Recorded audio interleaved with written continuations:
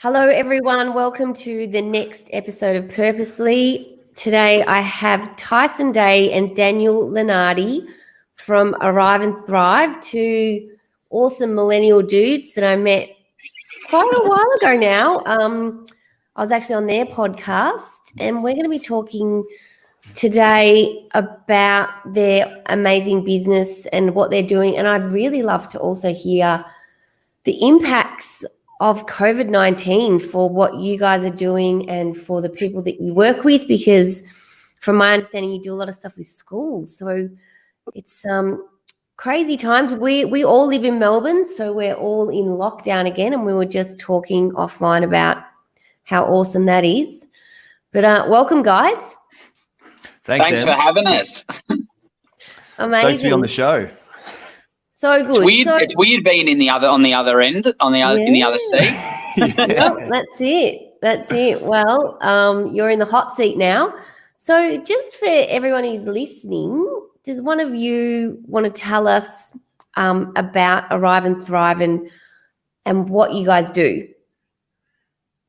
Sure. So we're a social enterprise career education business. So what we do is we help young people design and develop employability skills and enterprise skills to help them thrive in their life outside of school or university. And so we work a lot with schools and tertiary providers around Victoria and Australia, and try and really focus on helping each young person develop their purpose. And we also run a podcast as well around helping people develop and design a career that they're happy and proud of. Amazing. Such an important thing for young people out there that is, I feel like, a massive gap. And we spoke a bit about this when I was on your podcast, but I'm very passionate about education and about helping people live their purpose and find their purpose. And I feel like the current system for kids and young people is really failing them in terms of helping them connect with that, because, you know, parents are still pushing their kids to be accountants and lawyers and all these other very, useful careers if that's what your passion is. But I would argue that there's a lot of kids out there who end up doing that because their parents tell them to, and then become really unhappy. What's your thoughts on that? I think it's a really, really interesting space right now with education, the internet, and I think there's so much disruption. Like, you can make a successful business online and not need your degree, but then, you also do need your degree to get into lots of areas of work. So it's this kind of, I guess, there's no right or wrong way. But in some regards, education is not keeping up with the internet, and I think that poses a bit of a challenge.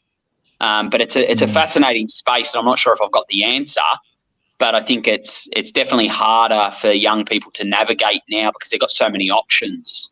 Yeah. Yep. So how do you guys help people or young people who are really confused and are perhaps getting that external pressure from their school? Because I feel like a lot of private schools would be pushing kids to do, I might be generalizing here, but pushing kids towards certain careers. And how do you help these young people make the right choices now so that they don't end up depressed or suicidal even, or, you can imagine, I work with millennials who are experiencing sometimes what I call a quarter life crisis, where at 25, 26, they're going, what the fuck am I doing with my life?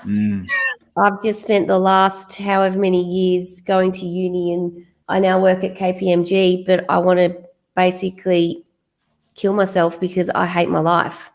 Yeah, it's a complex challenge. And I feel, the advice of follow your passions for young people is a bit kind of skewed, because how can a young person understand their passions if they haven't had any life experience, or they haven't actually had any experience to understand what their passions are? So and the other part about the system is that schools, unfortunately, at the moment are graded on their pathway outcomes. So how many students go to university, how many go to TAFE, how many pick up school-based apprenticeships. And the other piece to add into that, there's no actual category or reading around a gap year. So if someone finishes school, they enter this bracket of unknown, and that damages the school's reputation, which is a real shame, because I think it needs to start from the system itself, in that changing those types of measurements and changing them into more of, and respecting the fact that a young person may not have the answer right now around where they want to go. Like they're only 18, they've just hit adulthood. So for us, I think it's bringing that type of conversation further to the surface for the young people, as well as parents and teachers in the classroom, because we know that parents and teachers are the main influencers on a young person's career choices. So making sure that, they're having the right types of conversations, that career exploration of, researching, speaking to people in areas that they find interesting is a great start. And I think we are really passionate about empowering young people to have those types of conversations and to understand that it falls on them to do a lot of the career research and to understand what they value at this particular point in time, and really encourage them to take ownership of it and present to their parents and to their teacher and their community, like, this is what I want to do. This is what I'm interested in. Can you help me, achieve this type of progress or process? Amazing. So are you finding that younger people are kind of starting to move away from the traditional paths of just going to uni and doing a course because that's what you're meant to do? Or are young people still thinking, oh, well, I don't have any idea what I want to do, but why don't I get an arts degree because at least I'm doing something? What do you reckon, Dan? I think it's still more in the traditional. If you look at like maybe a percentage of students, I think we're still here in Australia, especially more on that traditional trajectory. But I really think the internet has come a long way in the last probably 2 or 3 years. So I think we're going to start to see that mind shift in young people. I think from now and maybe in the next 3 to 5 years, I think we'll start to see that shift, but I don't think it's fully happened just yet here in Australia. Amazing. And what about like entrepreneurship? Like, are we starting to teach young kids about entrepreneurship and business ownership and social enterprise? Because a lot of young people are wanting to start a business. Like, is the education system caught up and starting to cotton on to that? I think so, slowly. Like, there's some really cool organisations doing some great stuff in schools. Like, you've got people like ourselves running workshops on career design, demonstrating what a social enterprise looks like in terms of us donating 10% of our program voted by the students. So they kind of get that experience. And then there's other companies like Tripod that are developing enterprise skills for middle year students and senior school students and primary school students even. And then there's other companies like the Future Minds Network as well, which are helping and creating events and hackathons for students to be a part to, test their business ideas and to create those types of things. So I think it's becoming more exposed. And as Danny was saying, with the internet, social media, they're witnessing characters like Gary Vee and people who are really shaking up like what it means to be an entrepreneur or what it means to be a business person. And I think that's quite healthy for young people to be exposed to that type of thing and going, right, the traditional path of having a career, one job is really going to become redundant soon. And like the opportunity to have a portfolio of work in terms of a side hustle, like a payment through YouTube because you developed a YouTube audience or an influencer network, whatever it is, like there's still that whole opportunity for every young person to tap into. Amazing. What do you reckon, Daniel? Yeah, I agree with what Ty said. Like, it is becoming more disrupted, but I think there is still a place for the traditional route. Like, if you really want to be a lawyer and you know that, then I think you still need to go that path of the traditional route. I don't think, like on the internet is almost glorifying a little bit this whole new world of entrepreneurship. But I think the traditional way can still be fantastic for a lot of people. But I guess for young people or students that we work with, it's about bringing the conversation to the surface that, like, you've got options. And probably this generation now has got more options than any generation before them.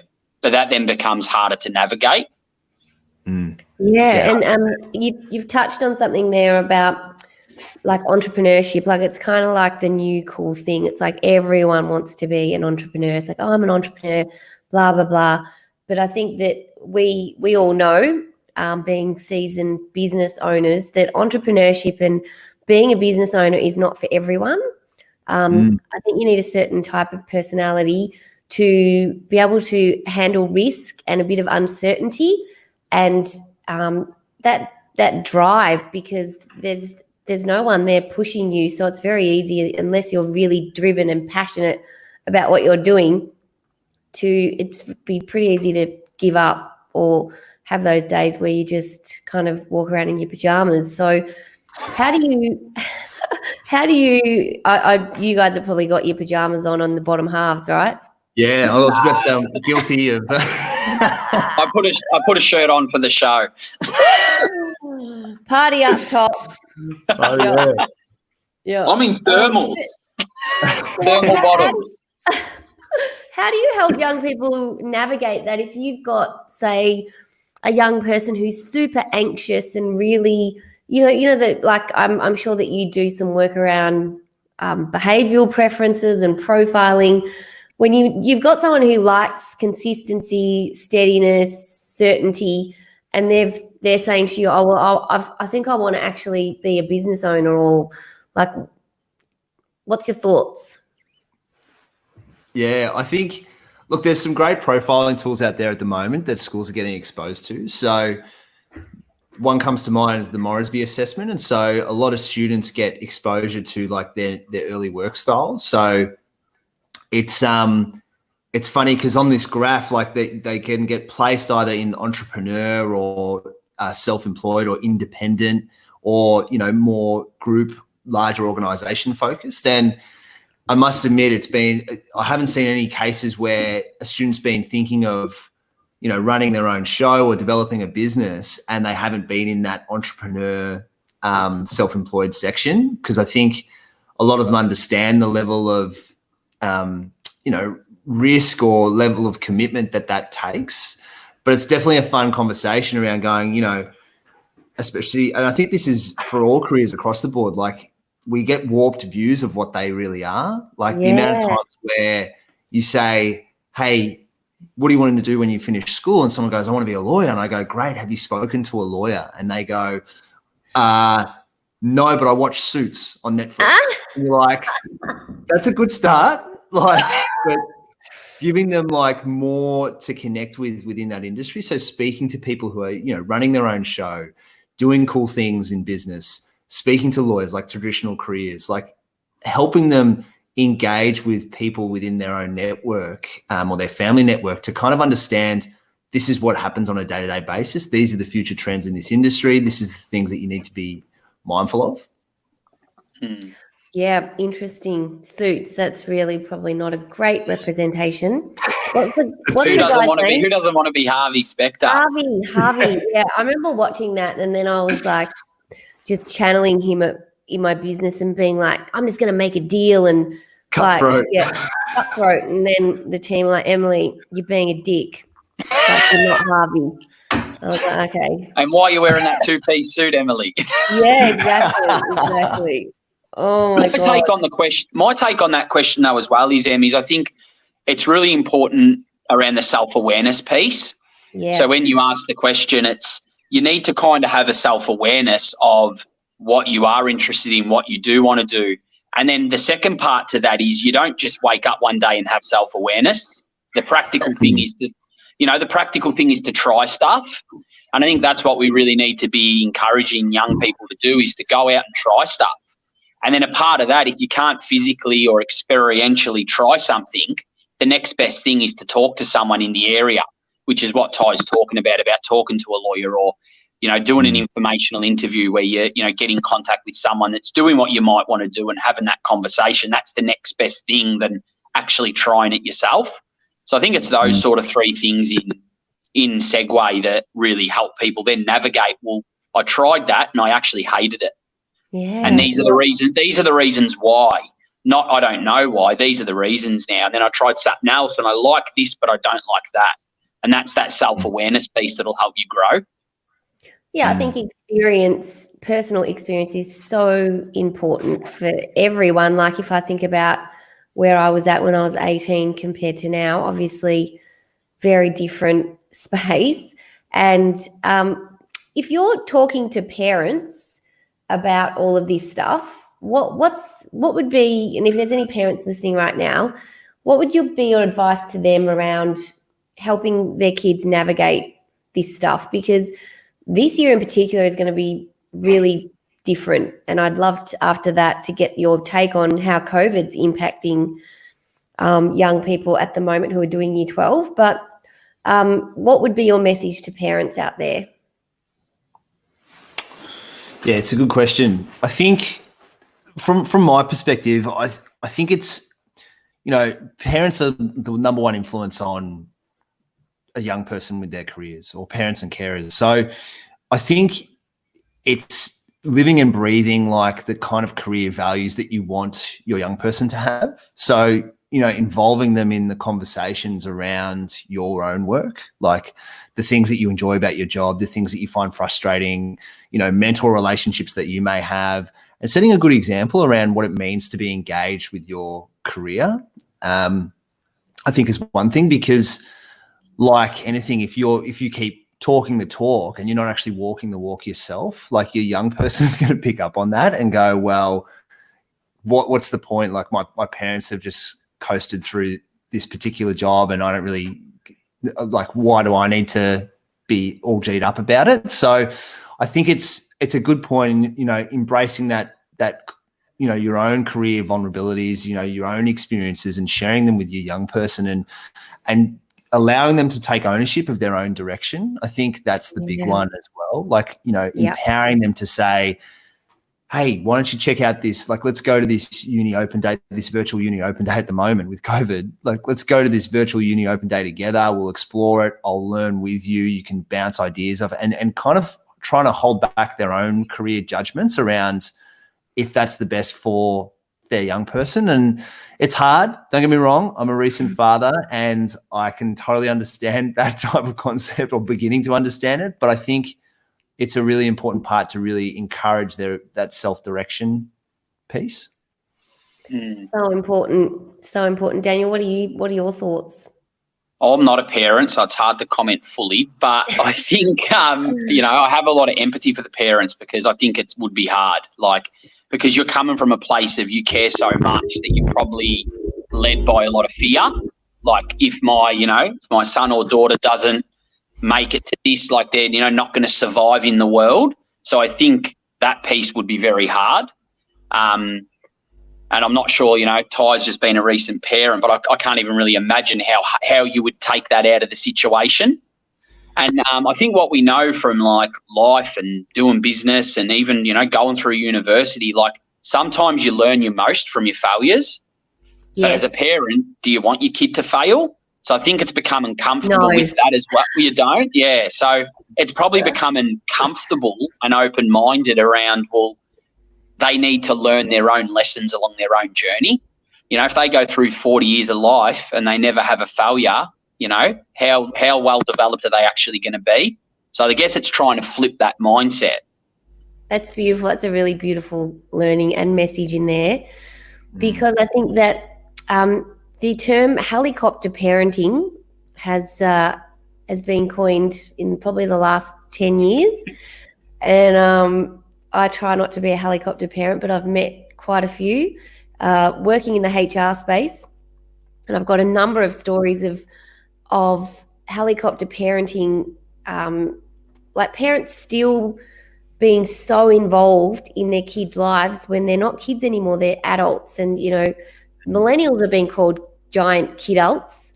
But how do you perceive that? Like you said something, Tyson, that I just picked up on, and that is that, a parent going to a careers day with their child. Like when I went to one of those careers things, I went by myself. But is that normal now for the parent to be holding their hand? Like I've heard stories about parents taking their kid to O Week, like actually being there with them for their first week of uni. And I'm like, what the fuck is going on? As long as they're not heard coming those to stories the O-Week too. parties as well, that's the real concern. Like, What was that? Sorry? as long as they're not coming to the O-Week parties as well. So imagine Yeah. like your mum saying like, "Here you go, sweetie, I've bought you some drinks." Oh, God. Like, but is this a thing? Like, can you confirm or deny helicopter parenting is still alive and well? I've definitely seen parents at open days. Yeah, and What do you I've been think about it? Yeah, you go, Danny. Again, it's hard to comment. I'm not a parent, so I don't want to like judge. But I think it's okay to attend, but it's about your approach to how you're attending. But I think I'm just thinking out loud, but I think it's a double-edged sword, because if that's been your approach since your child was born, your child may be in a position where they actually don't have the capacity to make decisions based on themselves, because you haven't given them the space or the freedom to do that.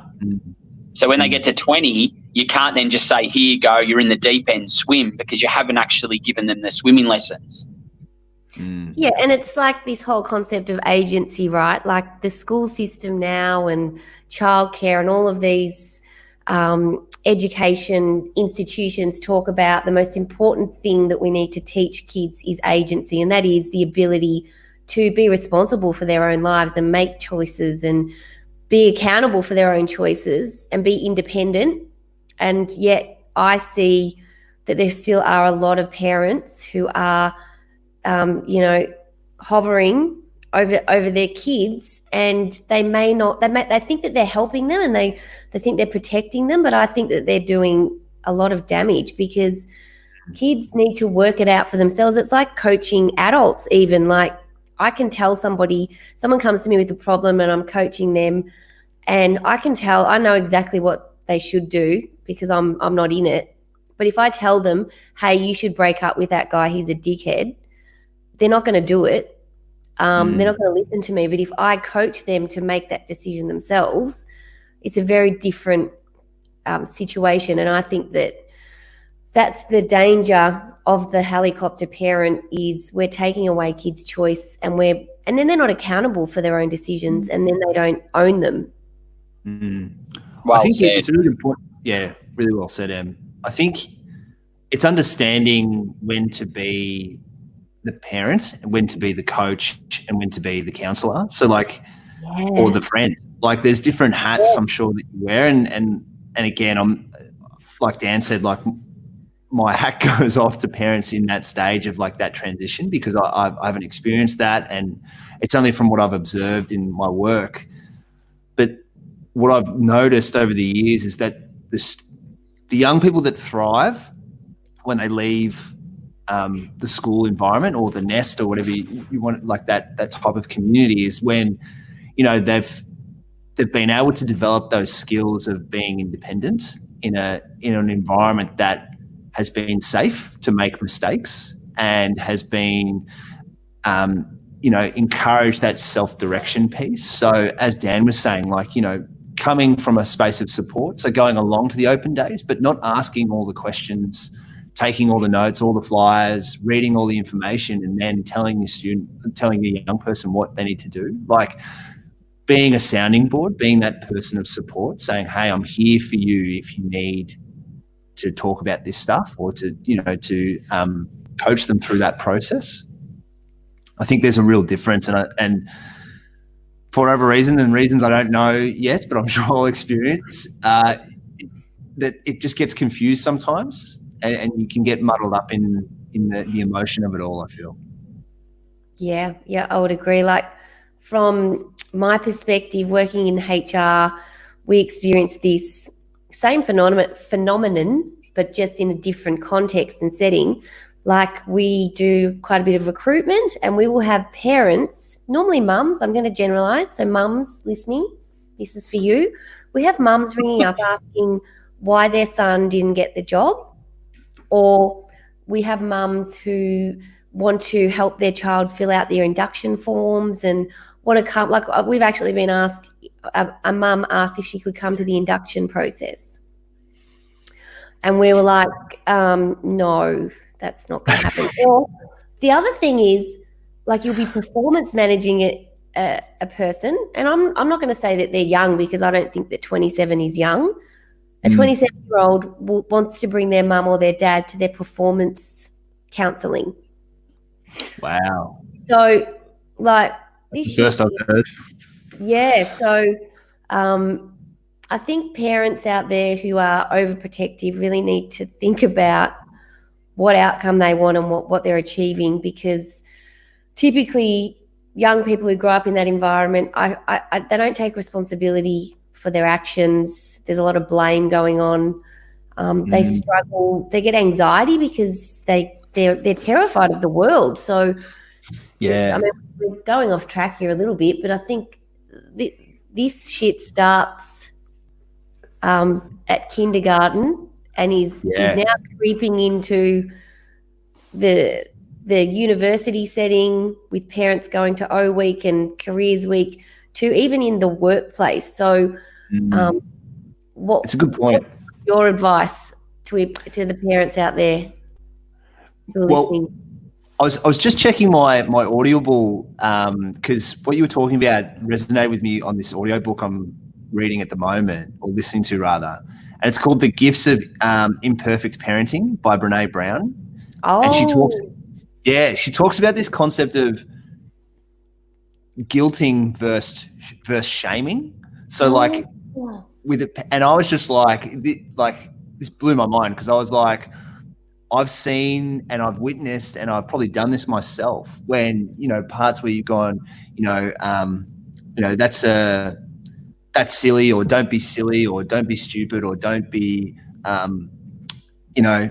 whatever shaming phrase you're going to use, but instead of like guilting them, so like changing the conversation or the meaning. So saying like, from that type of decision, do you think that's the best type of decision for your current situation, as opposed to saying that's a bad decision? Yep. Or what were you thinking? Yeah, exactly. What were you thinking? Talk me through your thinking. Yeah. So, yeah, what I think it's Daniel?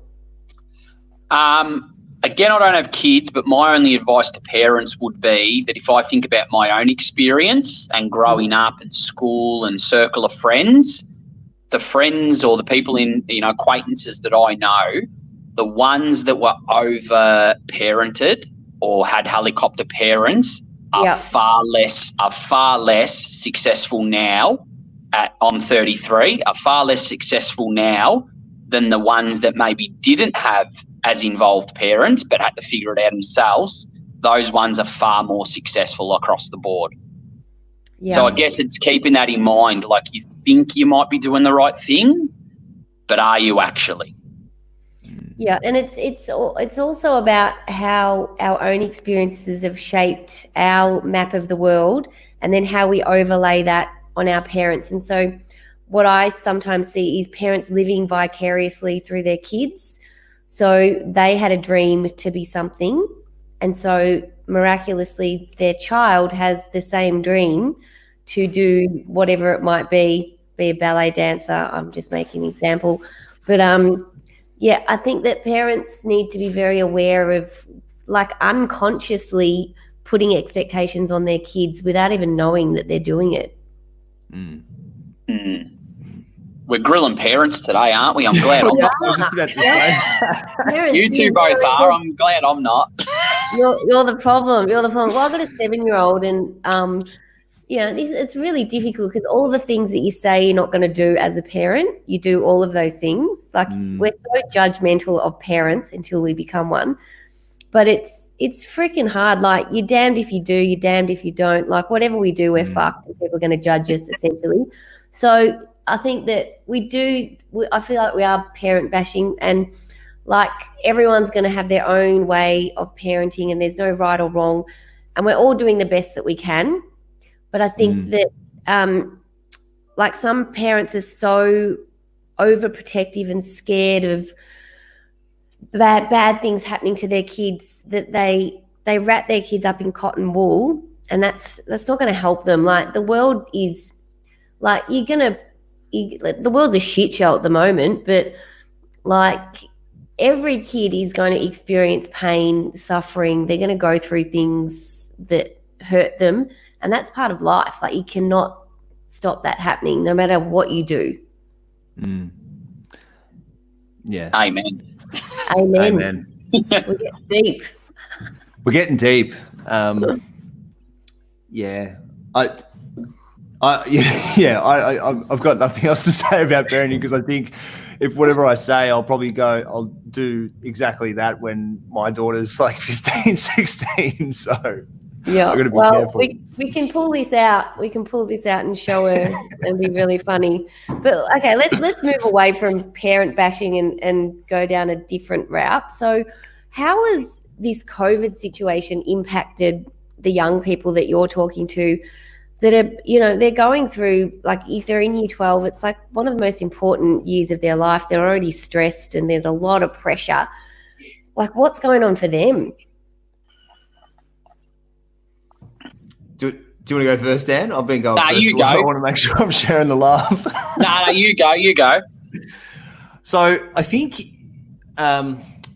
it's really hard for an 18-year-old right now. Like, if I reflect on my own experience through year 12, we had like athletics carnivals, we had swimming carnivals, and I had schoolies, and I had all these like fun parties to go to throughout year 12, not to mention the study that occurred with all of that. Just a little bit. And I go, like, the current year 12s, they're not getting any of that. They're self-isolating with their parents. They're, forced to remote learn, many of them, maybe not moving forward in Melbourne, but it's a little bit unknown. But there's a lot of uncertainty around what 2021 will look like in terms of university places, in terms of international travel for gap years and volunteering, in terms of employment outcomes for casual and part-time work. So there's a lot of factors that they're going to be up against the wall with. And it's, from my perspective, like, preparing them for 2021 is just ensuring that they are comfortable dealing with the level of uncertainty. So I don't think you can sit here and say this is what 2021 will look like for a young person, because there's just so many elements at play, and it's still playing out. And for example, like, with the government changing certain course fees and things like that, and changing like the amount of domestic places for universities, they're all factors that are going to come out. And I think for a young person, it's about focusing on what can they control right now. So what can they control in terms of their study output, in terms of their mental and their mental and social well-being. And just making it simple and going, like, focus on these things. As time progresses, we will slowly chip away at some of those bigger concepts that you're thinking about. But it's a hard one. It's really hard at the moment. It is. So can you talk us through what these changes are? Because I'm not aware and I'm fascinated. Like, what's going on with the university place system? Like, how has that changed and what does that mean?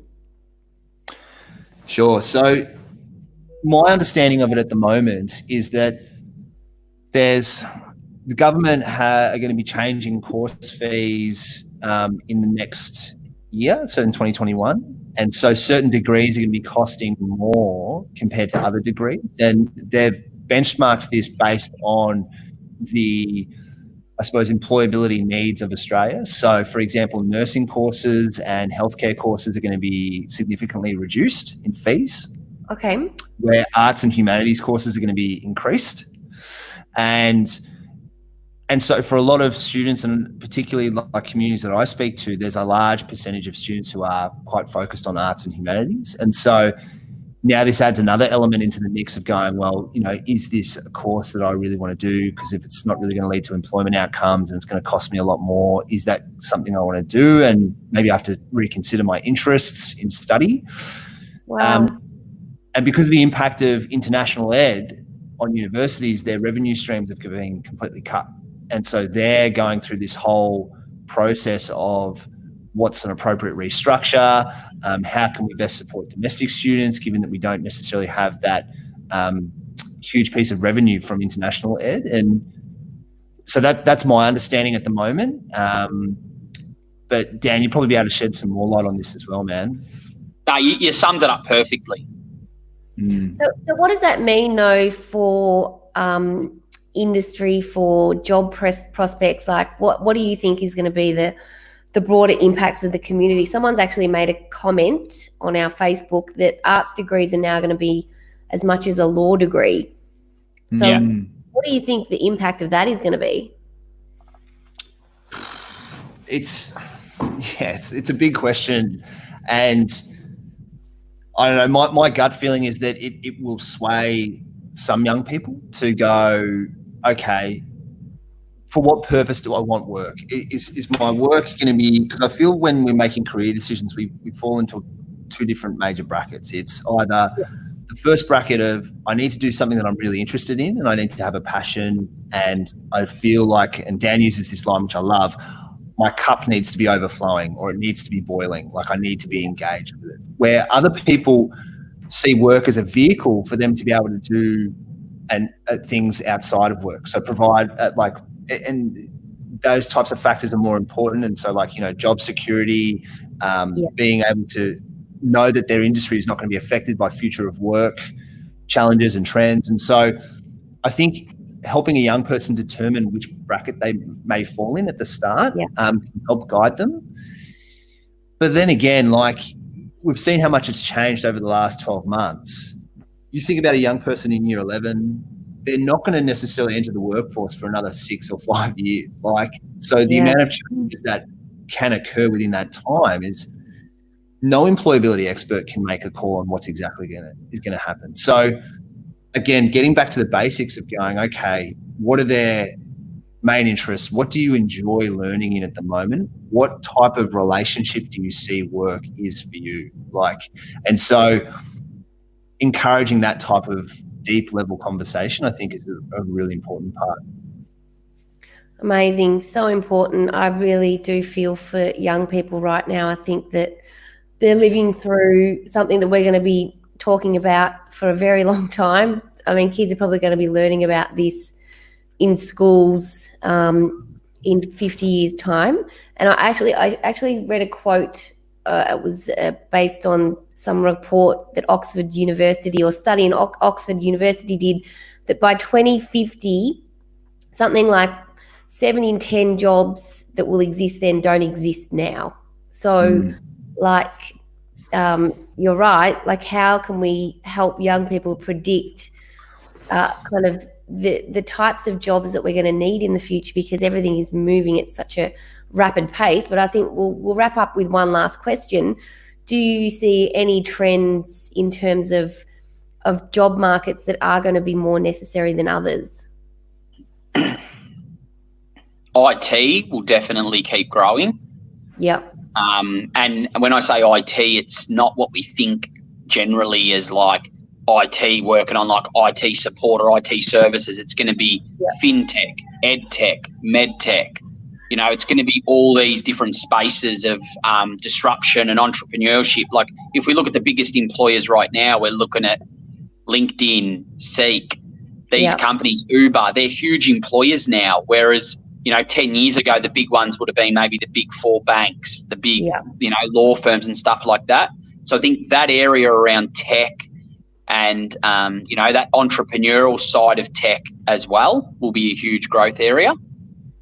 Yeah. What about the health space? And aged care is obviously statistically one that's going to be a huge growth area. What do you reckon, Ty? Yeah, I think healthcare definitely, education too. And I think the thing to keep in mind when we're looking at these types of concepts too, I think, is taking your traditional pillars of industries and going, okay, from there, what types of opportunities will grow from each? So, for example, with healthcare, as Dan was saying, there's med tech now. There's going to be roles that come out of traditional healthcare, but as well as future needs as well. So, everything that's occurring with video-based consulting now in the medicine space, there's a whole plethora of work that needs to take place to make that happen as well. So I think it's going, if you really want to future-proof yourself, it's going, okay, well, on a needs basis, what do people need? Yeah. And from a future perspective, you know, based on those needs, how do you think they will evolve? And making yourself employable to meet those outcomes, or those guesstimated outcomes at this stage. To add to that too, I think, you know, the future proofing, it's all about the skills. So it's starting to think like, if you're a young person going through year 12, this year, yeah, right, it's hard, but everyone's in the same boat, but you're learning resilience, you're learning adaptability, you're learning to deal with uncertainty. And it's starting to look at those skills and go, those 3 skills are going to be 3 of the key 10 to 12 skills that I'm going to need down the track. And each experience and stepping stone job you have, it's looking at the skills and what's the transfer, how can you transfer those skills? Because I think that's the focus that we need to allow us to adapt with the times. It's not predicting and positioning ourselves for the perfect place in 10 years. It's about adapting and growing with the times. And as it happens, and I think the skills piece is the key to that. And that's just to add on to that too, Em. Sorry, just to add on to that from what Dan said, just before we wrap up, I think teaching mindsets too. So subscribing to the growth mindset to even take on those skills in the first place, and having a mindset of, okay, failing fast and learning from that. I love that. That's so important. That's something I work on with my son, is having a growth mindset and always looking at the learnings. And one of my coaches who works for me, Dora, gave me this amazing, is it an anagram? I can never remember what they're called, but the word fail is first attempt in learning. So I love that. Nice. I might take that. Yep, that's a good one. I could speak to you guys all day. Amazing insights, and all the parents out there are probably feeling a little bit sad right now. But anyway, sorry, parents. Yeah, sorry, parents. But it's good to see you again, Em. Great to see you guys again. And if people want to learn more about Arrive and Thrive and what you guys do, where can they find you? So you can find us at arrivethrive.com.au. And you can follow our updates on our LinkedIn page, Facebook. We run a podcast too, just Arrive and Thrive podcast, and access it on iTunes, Spotify, and feel free to connect with Dan and myself on LinkedIn. We're quite active on that platform and share a lot of our thoughts and commentary around employability and life design. So happy to connect. Amazing. Thank you so much, you guys. I really appreciate you giving up your time and wisdom. And I'm sure that all the listeners got some gold nuggets from what you shared. And good luck to all the Year 12 students out there who are struggling. And, it'll end and you'll get through it, would be my parting advice. But thanks so much, and I hope you guys have a great weekend. Legends. Awesome. Thanks, Em. Good to see you, Em. Thanks for having us on the show.